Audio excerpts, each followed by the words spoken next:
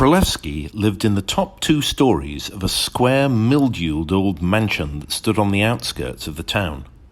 I climbed the wide staircase and, with disdainful bravado, rapped a sharp tattoo on the knocker that decorated the front door.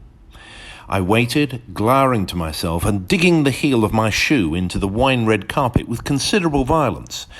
Presently, just as I was about to knock again, there came the soft pad of footsteps and the front door was flung wide to reveal my new tutor.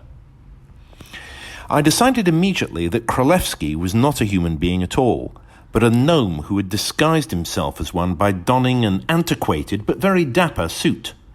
He had a large, egg-shaped head with flattened sides that were tilted back against a smoothly rounded humpback. This gave him the curious appearance of being permanently in the middle of shrugging his shoulders and peering up into the sky.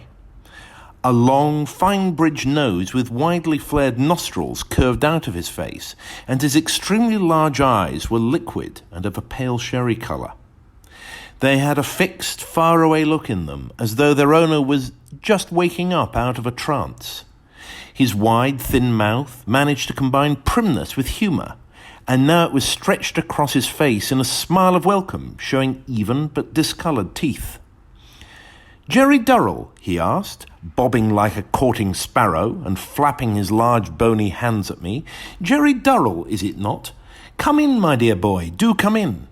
He beckoned me with a long forefinger, and I walked past him into the dark hall, the floorboards creaking protestingly under their mangy skin of carpet.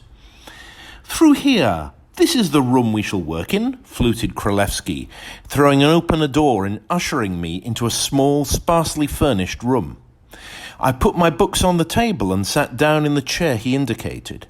He leant over the table, balancing on the tips of his beautifully manicured fingers, and smiled at me in a vague way.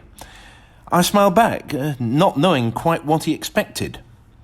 "Friends," he exclaimed rapturously. "It is most important that we are friends. I am quite certain we will become friends, aren't you?" I nodded seriously, biting the inside of my cheeks to prevent myself from smiling. "Friendship," he murmured, shuffling his eyes in ecstasy at the thought. "Friendship, that's the ticket." His lips moved silently, and I wondered if he was praying, and if so, whether it was for me, himself, or both of us.